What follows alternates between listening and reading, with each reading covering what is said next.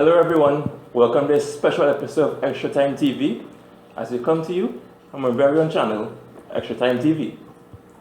Yeah, basically we have been waiting a long time for this. We have our own channel. You can find us, just search Extra Time TV on the YouTube channel. You'll click on the subscribe button below. It'll be at the bottom right of the screen. And this is a fresh new episode because we're going to go straight into the Euros. Yeah. So let's get to it. Game 3 of the quarterfinals took place.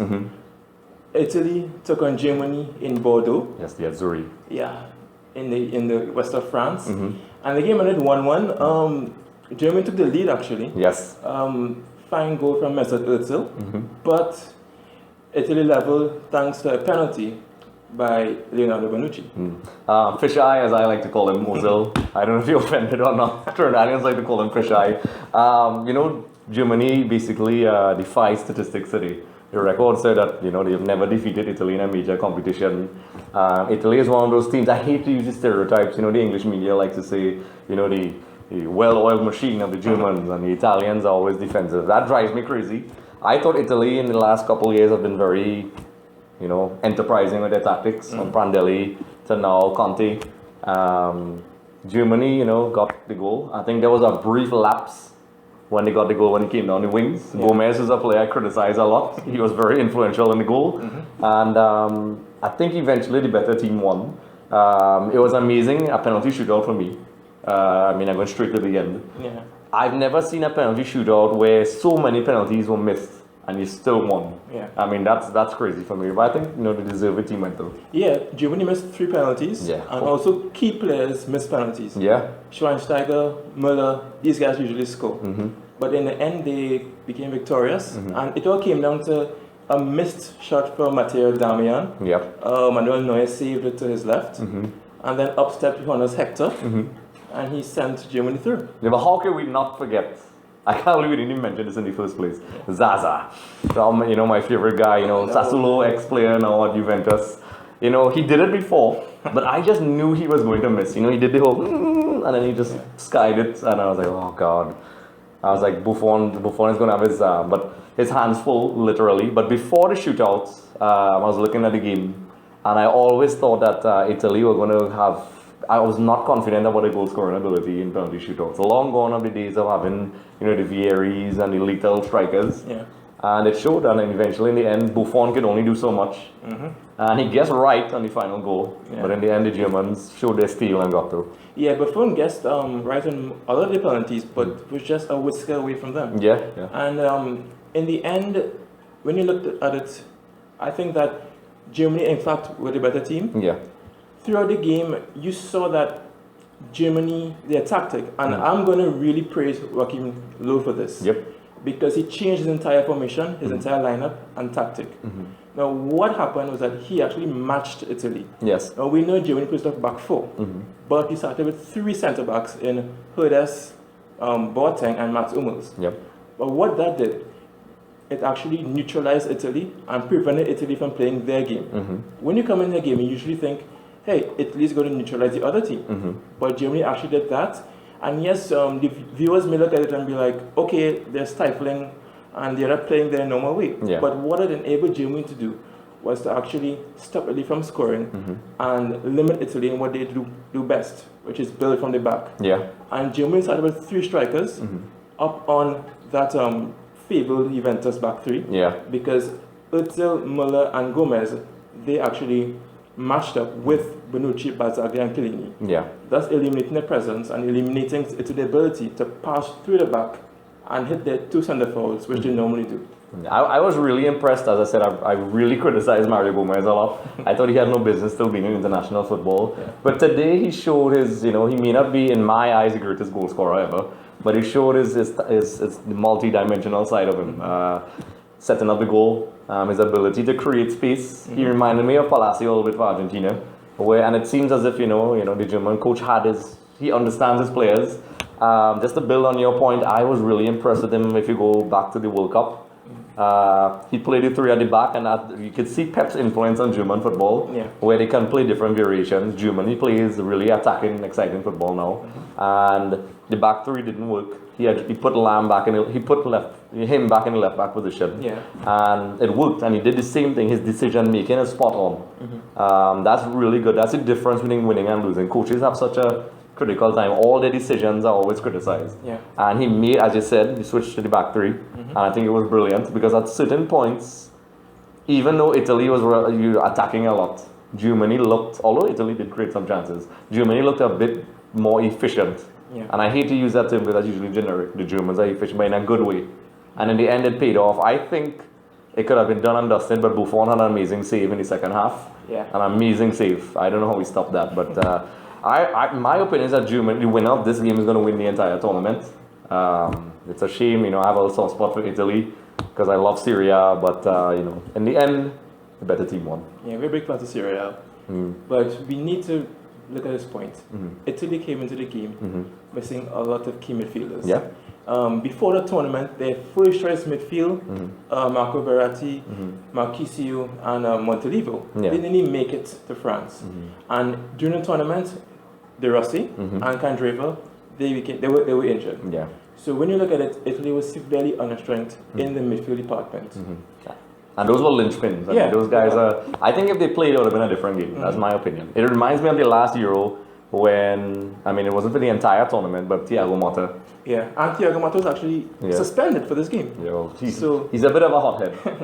So Stefano Sturaro came in and he's not as composed on the ball. Yes, he has energy, but he doesn't possess the ball well. He doesn't distribute as well as, let's say, Thiago Motta or Daniel De Rossi. But a lot of people were asking me during the game and before the game, the press was saying, this is the worst Italian team ever.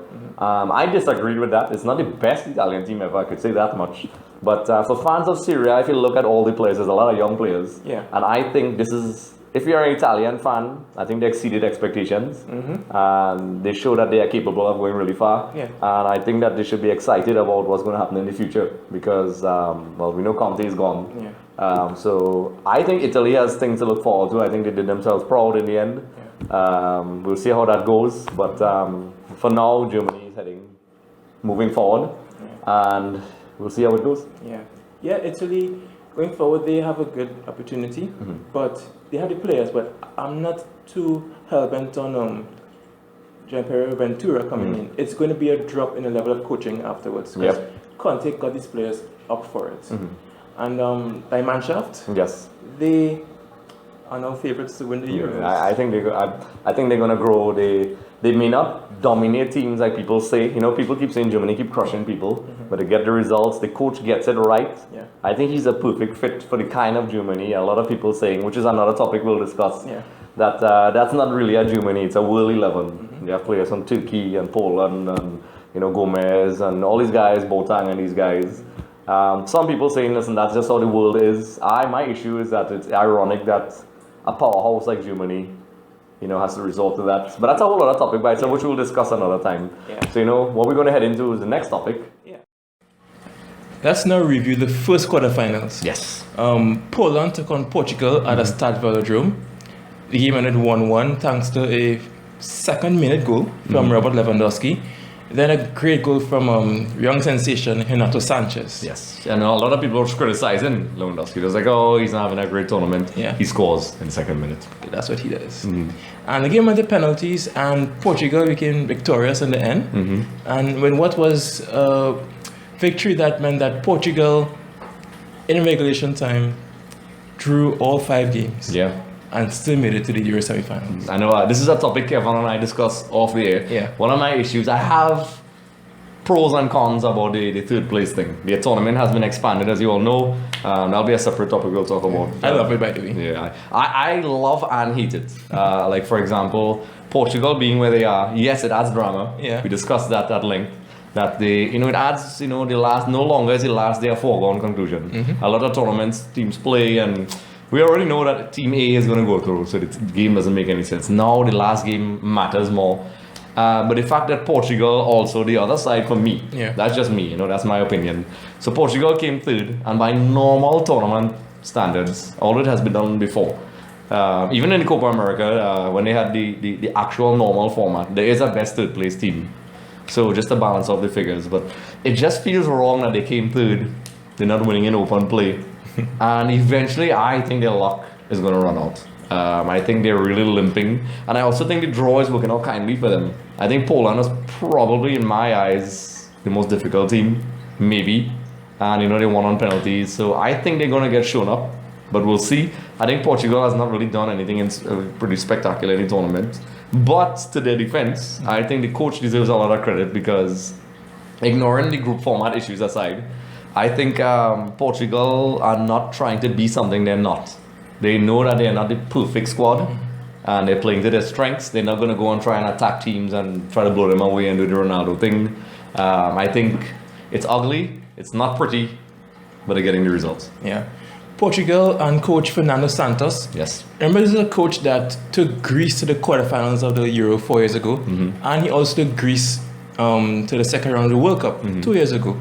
So he really has a really good knowledge and understanding of tournament football. Yes. But for Portugal, what I like they did in the first game, from the first game, they changed their system and they changed their players, and he has settled on a back four that is quite dissimilar to that first game. Yeah. Because what he did, he brought in Cedric and Jose Font.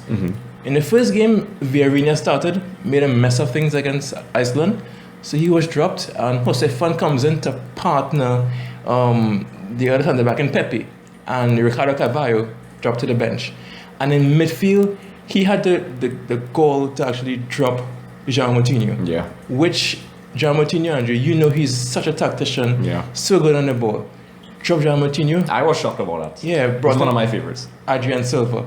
So that changed the dynamic of the midfield. He also brought in Renato Sanchez, 18-year-old guy, great season for Benfica, big money with the Bayern. And he is the future of Portuguese football.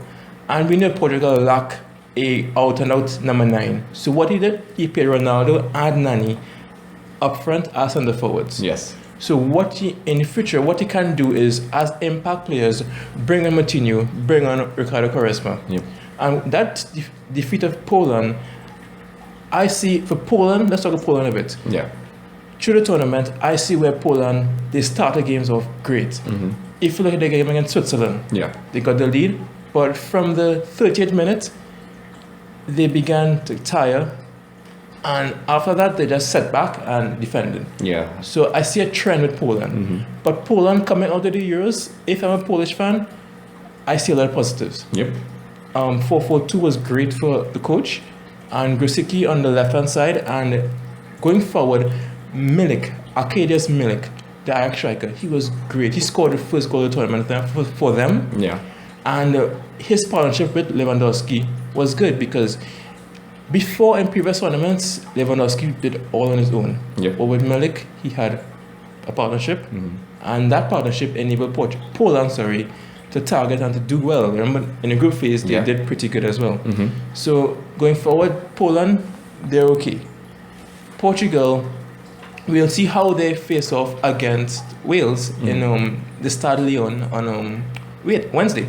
Yeah, it's interesting. Poland, I think they could hold their heads high after this tournament. I think it's exciting what they have created. As you said, the over-dependence on Lewandowski.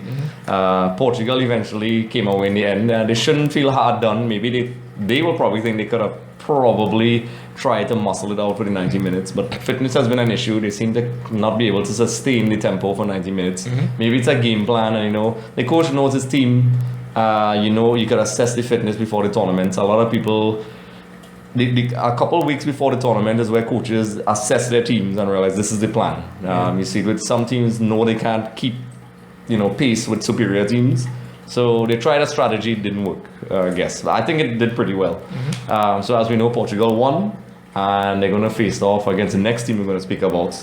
The next match we're going to speak about, Wales took it to Belgium. Yeah. I'm happy about Wales. I think Wales crushed them.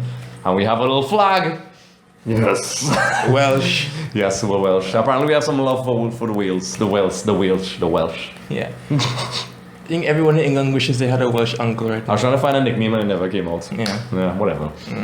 But on Friday, Wales defeated Belgium 3-1. Belgium did take the lead thanks to a thunderous strike from Roger Nainggolan. A thunderous cane. Yeah. But Wales, to their credit, they didn't sit back. They weren't overwhelmed. They came back. Great goals from Harold Robson-Kanu. That turn was absolutely incredible. It's all over YouTube. I'll put a link in the description below just so you guys can look at it. I think it was lovely. Cruyff would have loved that. Yes. Yeah. And also goes by Sam Vokes coming towards the end. So Wales 3-1 over Belgium. And what I think with Wales at momentum, Ashley Williams, he scored their first goal. Yeah. He is a captain in every true sense of the word. Yes. And Wales, Cookie Coleman. I really like Chris Coleman, but we'll talk about him afterwards. What he did, he, sort of like Italy, he plays with a back three. With Chester, Ben Davis, who has a great tournament, and the aforementioned Williams.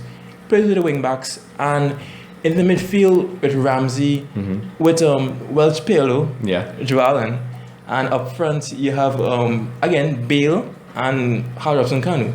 So I think that Wales going forward, they have a good, their set way of playing, and they play that way during the qualifiers. And Belgium, on the flip side, Andre.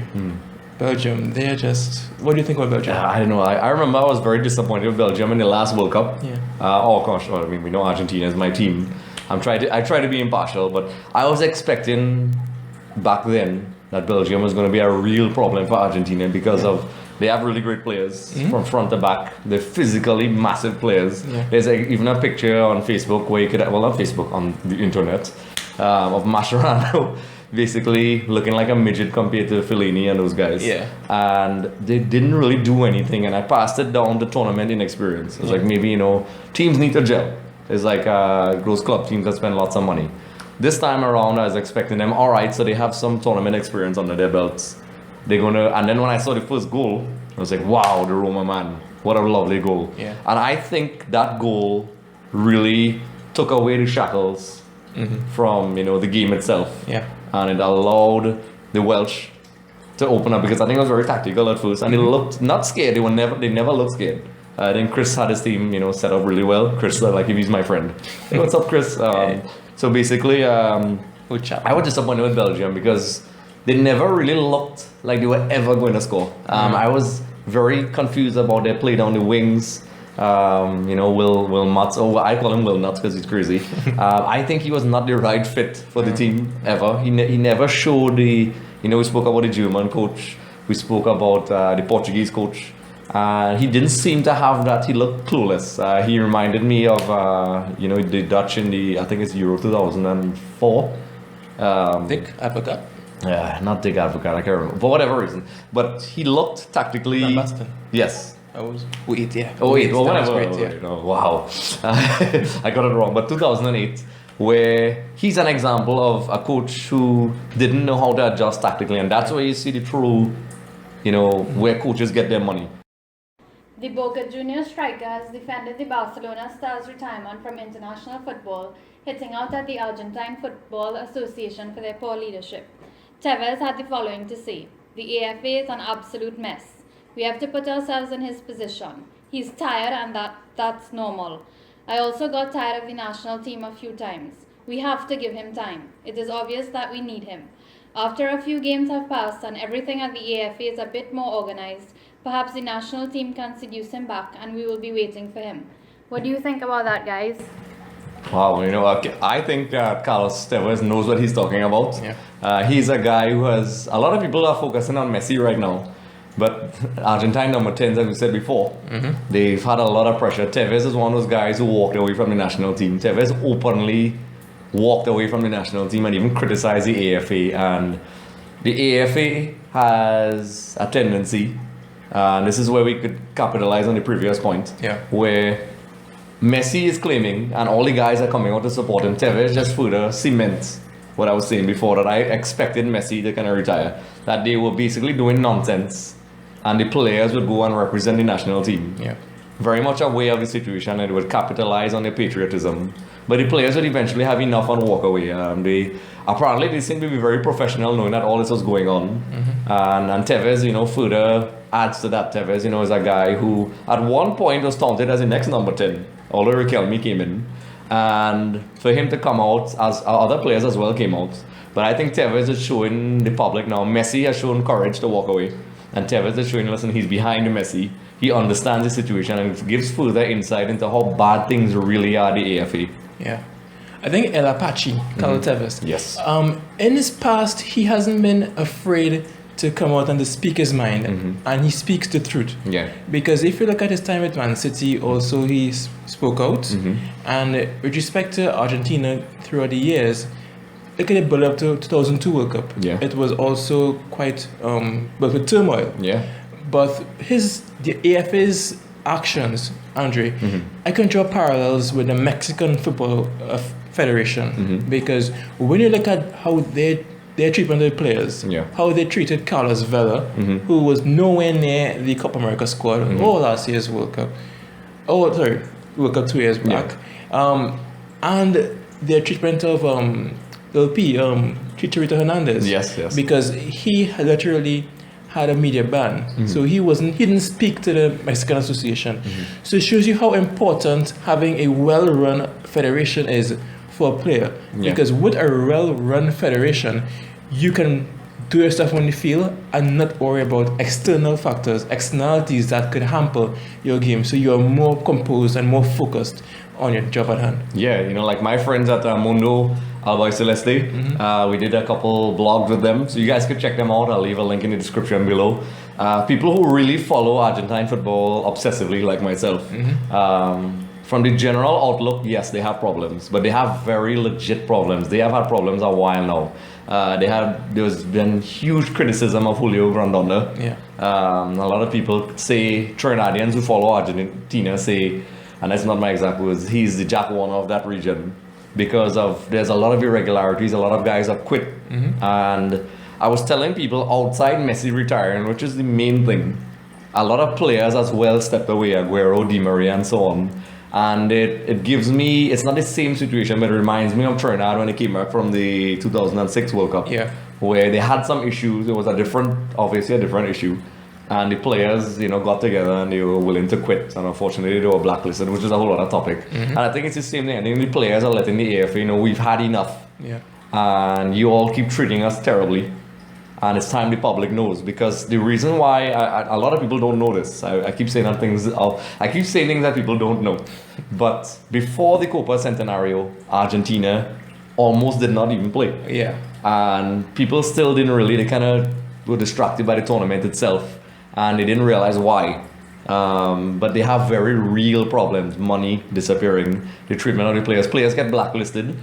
And now when you look back now with players like Veron coming out to support Messi, Maradona stepping out of the shadows and saying that they twisted his words, and he was saying he was just trying to motivate Messi, which I always said all along. I think he admires Messi and Messi admires him, and he was just trying to rile him up. And he made a statement which echoes what Tevez said. He said, the AFA has a tendency to abandon their players. Veron said a couple of years ago when Riquelme walked away from the team that the Argentine, people, and then he said by people, he means the people running football, that they have a tendency to discard their players. And he say Argentina for now is blessed with an abundance of talent. So when you get rid of another guy, there's always another one to step in. But one day, when that talent, God forbid, when that talent dries up, they'll pay. And Messi walking away from the national team, I believe, it's clearly emotional. He's hurt, exhausted. We spoke about that just a couple of minutes ago. But I think, Messi is something bigger here. And that's why I said before, I was not surprised. I kind of saw it coming. I think even if Argentina won, Messi was going to quit. He was going to say, I've won with Argentina, but I'm done. If the AFA doesn't get their stuff in order, I'm going to walk away. And that's what I really think he made his mind up before. A lot of people saying it's emotional, but he sounded like a guy. Unfortunately, he lost. So the retirement kind of is distracted by the loss. But I think Tevez is just showing that he understands. And we, will probably hear other statements from other players coming out. I think it's really pertinent that this gets out there, because this is a good template. This is a good way to let the world and South America know, CONMEBOL know what's going on in Argentina. And movements like this could have in the future a really prosperous and better platform for Argentina to play their football and to win. And I think going forward, this was necessary. And it was important that we do this so in the future we can have a great Argentina team and a great South American progression in tournaments. Yeah, I agree. I think it's definitely necessary for those who are fans of Argentina and world football in general. You want to see the big boys perform well. Brazil has their problems as well. But in the context of this conversation, even further proof that things were wrong. Jose Peckerman, who was a major component of the AFA, he's responsible for the great Argentine youth system. In the recent years, they won 5 under-20 World Cups. They had a great system, churning out generations and generations of talent. And when he stepped up to the national team, he said, I will never coach Argentina again once certain people are still there. And at the time, it was a real vague statement. The average fans, including myself, was like, wow, we love Peckerman, come back. And then Basile came in, and there was clearly problems then, where everybody knows about the issue with Juan Roman Riquelme and Maradona. If you don't know, when Maradona was a coach, he said Riquelme was going to be his main midfield general and went for Ron. And they were both Boca Juniors icons. And then they had a famous falling out. And Riquelme quit, but it was very vague. But what Riquelme was saying at the time, it wasn't necessarily a feud with Maradona. But this is not the exact words, of course. But he had an issue with how the AFA undermined Coco Basile at the time. And he said they were trying to get him out. And all they cared about was profits. And you saw they hardly played friendlies. And he said they tried to undermine Basile. And he left. And the Maradona thing was just them having fun and not caring about the national team. When senior players like Zanetti and Samuel spoke out, they weren't selected. Because a lot of people, I'm not saying that's the reason why they weren't selected, but there are lots and lots of crazy things that were going on, and people are speaking about it now. I think the Argentine public needs to know. I think the world needs to know, and hopefully we'll get a proper Argentina team with no issues. And hopefully maybe that's one of the reasons why they have been struggling. They have lots of nonsense going on. I mean, look, for example, Messi, just before the final, openly went at the AFA about the flights. And that's just, Messi's not that kind of guy. So Messi simply just had enough. And Tevez is basically showing support to his friend. Yeah, let's hope in 2018, the Albi Celeste gets back to their rightful position. Yeah, I hope so. I would love to see. I think Messi's still young. We'll definitely have more on this. I could see lots of stuff coming out, so we'll keep you posted. And hopefully Argentina will have their Messi return for 2018. So, so we're going to wrap up this episode. We'd love to talk about football all the time, but feel free to check us out. Our blog in the description below. Feel free to leave a comment or questions or suggestions in the comment section below. Feel free to subscribe right here. We'll probably put the subscribe button all over the place, but for now we'll be right over here. And be sure to contact us. So Kevon, where can we find you? You can find me at Kev868 on Instagram and Twitter. Make sure to like our videos. Oh yeah. And also you can find me at Andre Suklal. You can follow me on Instagram and Twitter at Andre Suklal. And this is, can subscribe to my little old channel when I'm rambling about stuff at Andres Aymar. For those of you who know, that's Aymar's old brother. So this is Andre Suklal. I'm Kevon Campbell. And this is one of our new episodes of Extra Time TV, and stay tuned for more episodes.